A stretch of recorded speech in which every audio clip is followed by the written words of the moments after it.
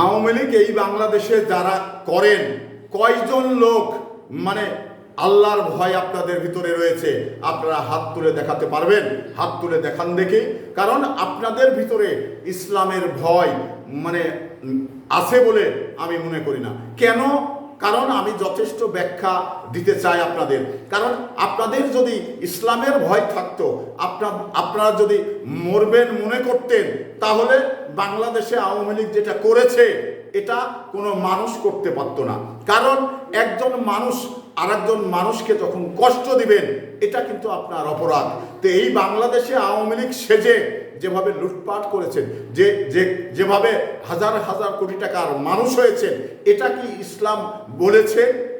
এটা কি ইসলামের নির্দেশনা রয়েছেন?